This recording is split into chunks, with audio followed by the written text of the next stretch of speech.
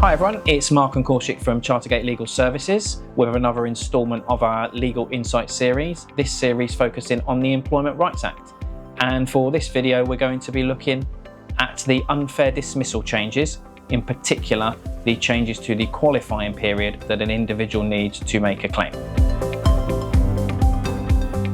Korshik, I want to take you back a couple of years to 2024, before Keir Starmer's government, and they had the Making Work Pay employment protocols that they were going to bring in.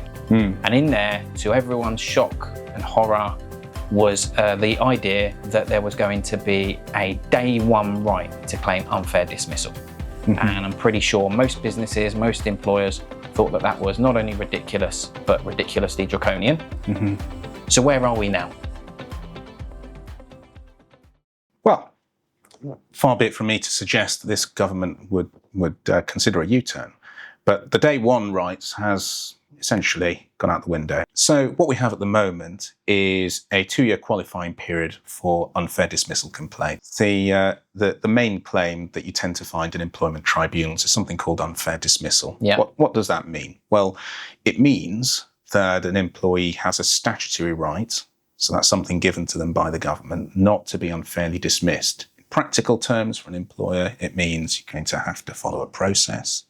That process will vary according to the type of dismissal that you propose. So it'll be slightly different if you're making an employee redundant, or if you're going down a disciplinary process, or if you're going down a performance process. Okay.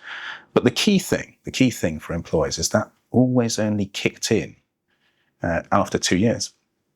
So it gave employers quite a long lead time to decide whether that employee was suitable for the business, whether they needed that employee, whether there were performance issues, if any misconduct issues were there, they could dismiss an employee without really having to go down any of that kind of process and spend that time and resource on it. That 2 years is going to be reduced to 6 months. In fact, it's going to be a little bit less than that, because the statutory notice period of 1 week is incorporated within that 6 month period. So in order for an employer to be safe and have to avoid going down what can be a lengthy and resource intensive process, they will need to look at dismissing an employee after 5 months and maybe 2 weeks to be safe, or 5 months and 3 weeks, but getting very close then to the 6 month time period. Okay, so this is a monumental change. Yeah. I think it's easy for everyone to maybe feel to relax a little bit, because everyone thought it was going to be a day one right. Yeah. Which was, beyond monumental. But you can't relax, because employers have gone from having 2 years to get to know a member of staff, understand if they're going to fit the bill. But equally, the employee has gone from having 2 years to prove themselves to that being cut down to 5 months and a couple of weeks. Yeah. Yeah. So what we're going to see is probationary periods are going to be so much more important now than perhaps they ever were, because we've all seen contracts of employment with the standard clause that relates to probationary periods, 3 months, 6 months, extendable after a period of time. And often, I see it all the time, managers don't really take that probationary period very seriously, knowing as they do that they've got really, in reality, up to 2 years to dismiss somebody, with the only obligation then simply being to pay notice pay. But now they have to really work during that 6 month time period to ensure that that employee is the right fit for that business, or then running the risk of having to go down lengthy processes, justifying a dismissal, justifying a performance process, justifying a redundancy process. Okay, and I think that's a really good point you make about the probationary periods in contracts. I think employers are going to have to understand more than ever before the difference between the two. So, for example, if an employer has a probationary period in a contract because they want to get to know someone before they can get certain contractual rights, so a company car or healthcare, that sort of thing, they've got to understand how that is fundamentally different to the 6 month time limit that's coming in for an individual to make an unfair dismissal claim, and make sure the drafting in their contracts deals with both separately.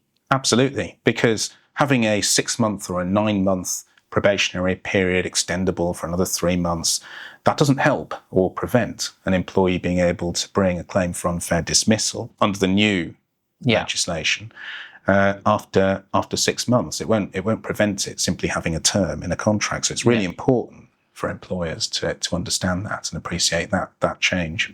So when do these new qualifying periods come in?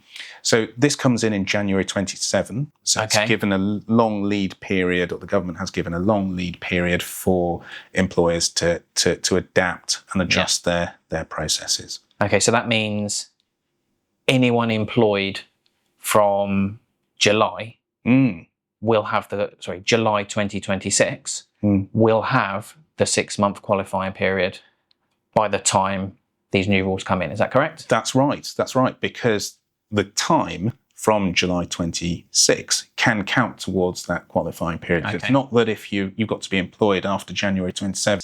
If you're employed from July 26, the time period is going to run from that point.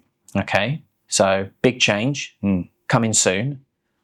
What should employers, management teams, HR teams be doing to prepare for this change? Well, a couple of things, and it starts really from the inception of the whole employment process in relation to your employees. So recruitment processes are now going to be more important than ever. It's already time-consuming and expensive to recruit.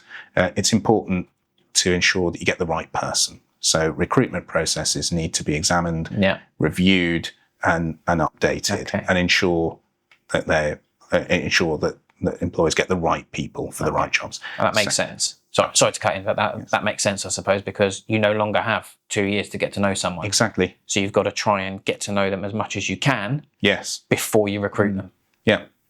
And then after that, once you do bring in your new staff member, then it's important that you have regular checks and appraisals throughout that probationary period. Again, once upon a time, didn't matter so much. When you've got a 2-year lead period, you've got plenty of time to get to know your member of staff. But now that period is reduced, you really need much more regular checks on that staff member before you hit that 6-month time period. So that's going to lead to the third point, managerial training. Often managers lack the skills and the training and ability to be able to properly assess their staff members. That's now going to become much more important than it was before. Okay, so I suppose combining those last 2 points, the kind of days of the laissez-faire manager that knew they had 2 years to kind of, I'll work it out by then if they're any good. That's going to have to fall by the wayside if employers want to protect themselves, and managers are going to have to be far more diligent in appraising new staff members, to the point where actually a law designed, I suppose, to give individuals more protection and more rights might actually put them under more pressure from day one to prove themselves. Yes, absolutely. Okay, well, thanks, Kaushik. We hope you found that video informative, and if you've got any questions or queries on the new unfair dismissal qualifying period, just get in touch. We'll be happy to help. Thanks a lot.